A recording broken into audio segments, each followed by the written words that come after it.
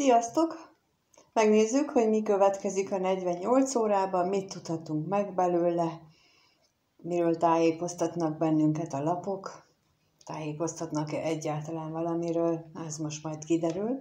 Ismét 2 csoport van, az 1-es csoport a citrinnel, a 2-es csoport az ametiszttel, és lássunk is hozzá, lássuk, hogy mit tudhatunk meg következő 48 órának az eseményeiről, vagy az energiáiról. Ez majd kiderül, hogy most eseményről vagy energiáról kapunk-e információt. Lássuk. Egyes csoportot választók számára milyen információk érkeznek.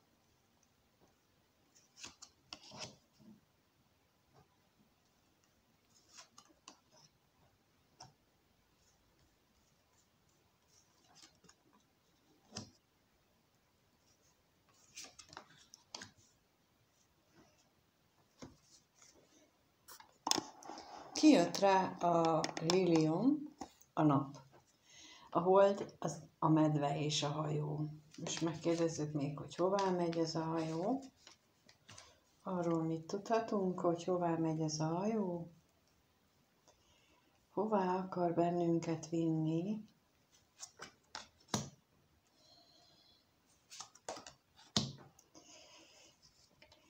Kijött rá az egér és a könyv. De ez alapján úgy látszik, hogy nagyon-nagyon kedvező, örömteli 2 nap áll előttünk, mert a lilium és a nap alapvetően az egyik a tisztaságot, a másik pedig a legteljesebb boldogságot jelenti. Igaz, hogy utána a hold követi, ami itt nem arra utal, hogy hazugságok vannak, hanem sokkal inkább azt, hogy nem biztos, hogy látunk mindent. Nem biztos, hogy így tapasztaljuk meg ezt a nagy örömöt, ahogy a naplapja mutatja. Mert lehetséges, hogy a hold eltakarja előlünk még azokat egy bizonyos dolgokat, és nem látunk minden tisztán, hiába itt a lilium, hiába itt a nap. Valahol a háttérben, nekem úgy jön most, hogy valahol a háttérben elkezdenek rendeződni a dolgok. Elkezdenek helyére kerülni a puzzle-darabkák, készítik elő, az univerzum erői készítik elő azt, hogy egyszer csak kiderüljenek a dolgok, de addig a háttérben történnek, és nekem most ez erről szól, hogy erről ad nekünk információt, hogy nagyon jól haladnak. Még nem tudhatjuk meg konkrétan, hogy mit, és a medve lapjával pedig erőt kapunk, illetve hogy fogadjuk be ezt az energiát, még, mert szükségünk van rá, ugyanis utána a hajó következik, tehát valamilyen változás, átalakulás is történik egyben. Tehát nem csak a rajtunk kívülálló dolgokban következnek be változások, amikről még úgy konkrétan nem sok mindent tudhatunk, hanem velünk is történnek változások, méghozzá olyan dolgok, amelyeknek el kell tűnni az életünkből. És lehetséges, hogy ez nem lesz annyira kellemes első pillantásra, vagy először.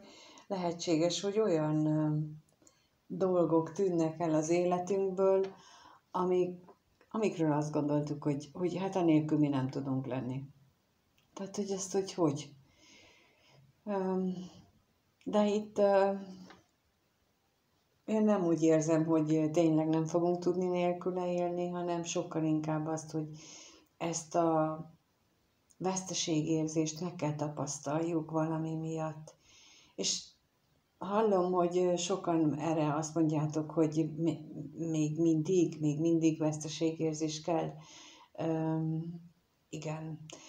És erre csak azt tudom mondani, hogy azért születünk, hogy fejlődjünk. Fejlődni pedig, ha boldogok vagyunk, ha pozitív, jó élményeink vannak, nem fejlődünk.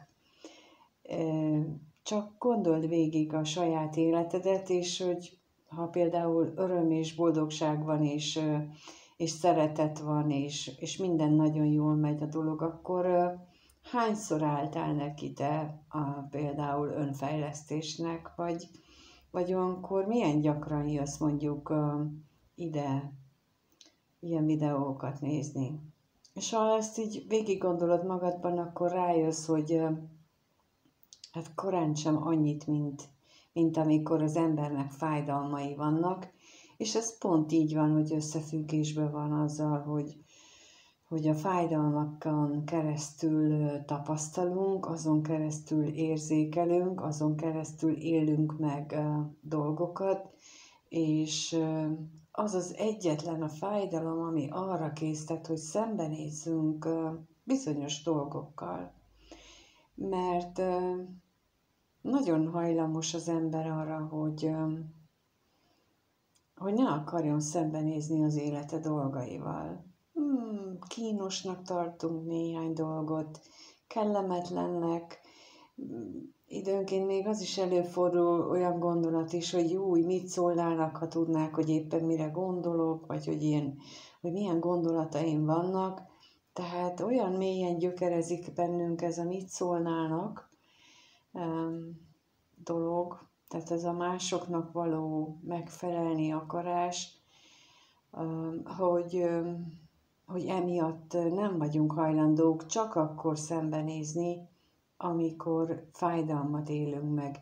És akkor erről most az jutott az eszembe, hogy a legjobb példa, és biztosan ilyen tapasztalatotok van nektek is a környezetetekben, ha nem is magatok életében, hanem a ismerőseiteknél, hogy amikor valakivel valami hirtelen rossz dolog történik, például egy súlyos baleset, vagy egy olyan súlyos betegség, hogy bekerül a kórházba és maga tehetetlenül fekszik, akkor nagyon sok esetben átértékeli az életét, így szoktuk mondani. És ezek azok a pillanatok, amikor az élet kényszeríti rá azt az embert, hogy állj meg, nem mehetsz tovább, mert nem vagy hajlandó foglalkozni fontos dolgokkal. És most valamiért elmondom nektek ezt a dolgot, nem tudom, hogy miért pont ebbe az irányba mentem el, de valószínűleg valaki közel áll ehhez a lépcsőfokhoz, hogy megállítsa az élet, és azt mondja, hogy állj meg magadtól, mert ha nem, akkor megállítalak. És ezt kell, hogy hallja valaki, hogy ne várja meg azt. És lehet, hogy unalmas már ez, hogy nézzünk szembe magunkkal, de ha itt vagy, akkor neked ez biztos, hogy dolgod van ezzel, hogy nézz szembe magaddal, akkor is, ha nem tetszik, mert ez csak egyre rosszabb lesz. Minél tovább halogatod, annál keményebb lesz a visszaütés, és amit az előbb is elmondtam, hogy például a balesetek, vagy ilyen hirtelen helyzetek, azok azért jönnek, hogy elgondolkodjunk. Megnézzük, hogy mit jelent itt a nap. Megnézzük, hogy mit jelent a nap. Azon túl, hogy tudjuk, hogy a nap az egy nagyon szép lap. Kijött rá a lóhere, a felhő és a fa. És jelenleg úgy élheted meg, hogy bizonyos dolgokban elég szerencsétlenül alakulna az életed, vagy az életedben bizonyos dolgok, de ezt a szerencsétlenséget rejti ugye most, vagy ezeket rejti most a hold, ezek nem láthatók, hogy ebben történnek változások, és hamarosan, mert a felhő az nem egy olyan beláthatatlan időszakot jelent. Néhány hónapon belül megváltoznak jelentősen ezek a helyzetek az életedben, és a fa alapjával azon túl, hogy pozitív irányba változnak, még azt is jelenti, hogy aztán az végre hosszú távra szól. Tehát ha már jó ideje azt tapasztalod, hogy meg vagy akadva, nem működnek a dolgok, szörnyűségeket élsz meg újra és újra, akkor azt mondják a lapok, hogy még egy kicsit türelem, még egy kicsit bírd ki, mert tényleg dolgoznak a háttérben, és tényleg azon vannak, hogy számodra stabilizálják, és pozitív irányba stabilizálják az életet. Csak erő és türelem kell hozzá, de a medve lapjával én úgy érzem, hogy azt is megkapod hozzá, védelmet, mindent, amire szükséged van ahhoz, hogy ezt az időt átvészeld, amíg megtörténnek az összerendeződések. Nem tudom, jó. Egy filmrészlet jutott eszembe, most nem emlékszem melyikben volt, de amikor a közlekedési lámpákat összerendezik, hogy zöld utat kapjanak, tehát az sem ment, hiába a számítógépet vezérelték, még ahhoz is kellett egy külön profi ember, és akkor még külön itt ott, tehát valahogy ez a részlet ugrott be nekem most így az összerendezéssel kapcsolatosan, hogy még így a filmben is vagy megmutatták ezt, hogy ott is nagyon sok mindent össze kell hangolni ahhoz, hogy zöld utat kapjanak. És körülbelül itt is erről van szó, hogy most a háttérben valaki dolgozik ezen, hogy az életedben a zöld lámpák sora létrejöjjön végre. Úgyhogy csak kitartás és türelem hozzá, és minden jót kívánok. Köszönöm, hogy megnéztél, és lássuk akkor a következő csoportot, hogy nekik vajon miről szólnak a kártyák. A második csoport számára mit mutatnak a lapok, hogy ők mire számíthatnak ebben a következő 48 órás időszakban. Lássuk, mi az, ami nekik. Úgy indul, hogy Kejhek 2-es. És a botok királya. És a torony. És a remete. És a kardok 5-ös.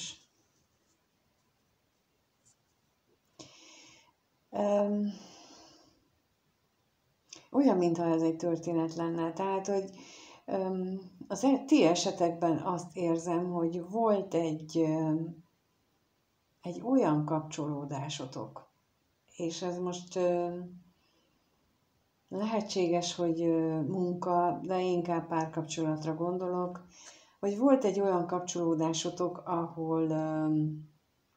ahol nagyon szenvedélyes, tüzes megtapasztalásaitok voltak, és egyszer csak elég váratlanul, elég hirtelen módon megszűnt.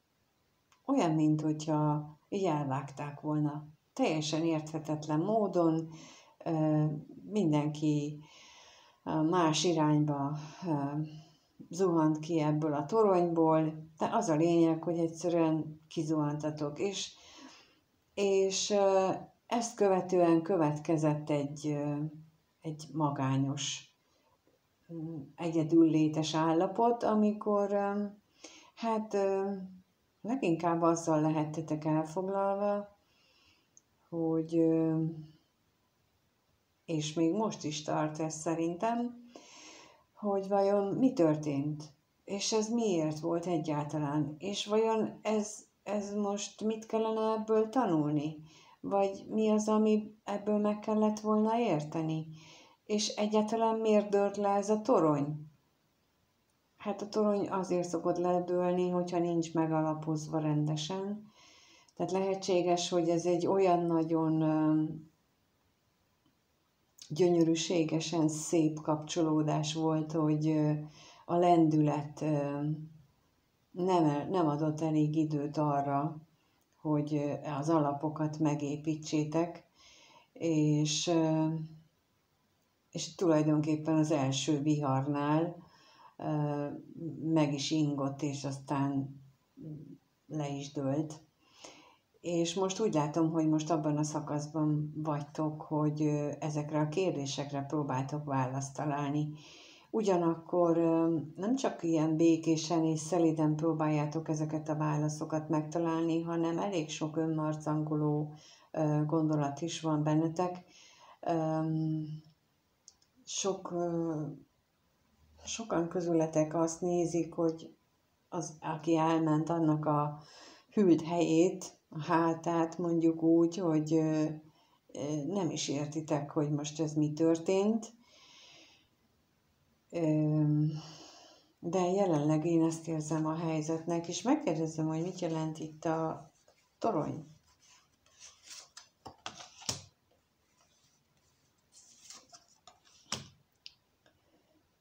Kijött rá a naplapja,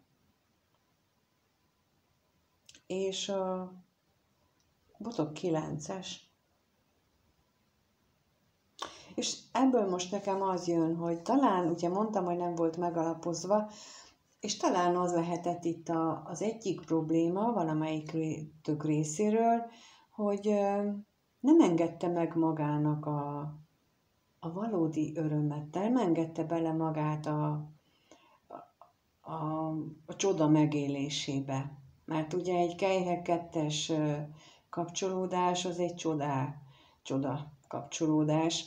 Egy botok királyával, ahol a szenvedély és a testi összeillőség is megvan, és valamelyik őtök, vagy mindkettőtök nem engedtétek meg ezt az örömöket.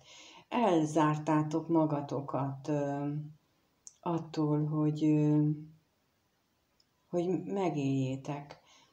Néhány esetben ugye az is lehetett, hogy azt mondtátok, vagy azt gondoltátok, ti vagy a másik, hogy nem elég jó ehhez az egészhez. Hogy ő nem elég tehát ő nem tudja azt beletenni, ami ide elég lenne. De itt arra felhívnám a figyelmet, hogy ha ilyen történt veletek vagy a másikkal, ez csak a ti gondolatotok. Nem lehet tudni azt, hogy mi az, ami elég jó. Nem lehet tudni azt, hogy milyennek kellene lenni egy dolognak. Tehát nem, ez a legnagyobb problémánk szerintem mindenkinek, hogy elképzeljük, hogy a dolgoknak milyennek kellene lenni, és nem engedjük meg a dolgoknak, hogy csak egyszerűen olyanok legyenek, amilyenek. És ez sokszor teszi tönkre a kapcsolatokat, hogy például amikor az ember a gyermekvállalásról dönt, azt gondolja, hogy hát még nincs meg a ház, ezért nem vállalok gyereket. Hát még nem vagyok elég stabil pozícióban, nem értem el még azt az álommunkámat, amit vártam volna, ezért még a gyereket halogatom. És nem engedem meg az életnek, hogy akkor adja az áldást számomra, amikor szerinte a legjobb. És mert én akarom meghatározni, hogy milyennek kellene lenni. És nekem most így ebből az üzenetből ez jön, hogy ha már így történt a remetével, és most ebben a remete állapotban vagytok, akkor talán ezen is el lehetne gondolkodni, hogy biztos, hogy mindennek úgy kellene lenni, ahogy gondolod. Biztos, hogy nem tudod megengedni magadnak azt a luxust, hogy elfogadd az élettől azt, amit ad, úgy, ahogy adja, és nem feltételekhez kötve. És megkérdezem még, hogy mit lehet tudni itt a kardokötöséről. Kijött a botok négyese és a kelyhek apródja. És ez egy olyan vívódás magatokban, hogy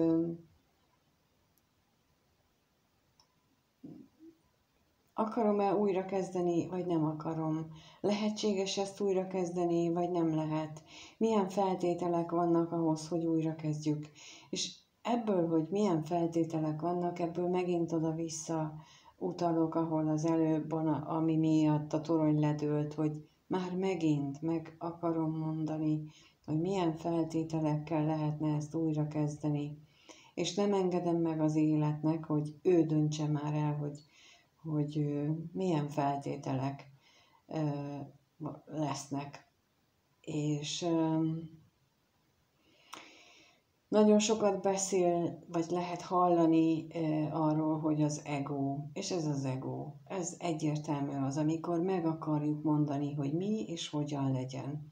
És megint hallom így, hogy rengetegen tiltakoztatok, vagy tiltakoztok most, hogy tehát, hogy ki mondja meg, tehát hogy nem lehet csak úgy akárhogy.